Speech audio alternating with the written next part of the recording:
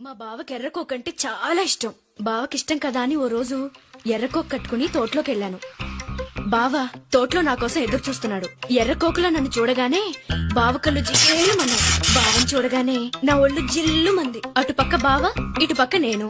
మధ్యలో సర్రని శబ్దం అయింది. బుస్సుని పాము పడగెత్తింది. కళ్ళు రెండు గట్టిగా మూసుకున్నాను.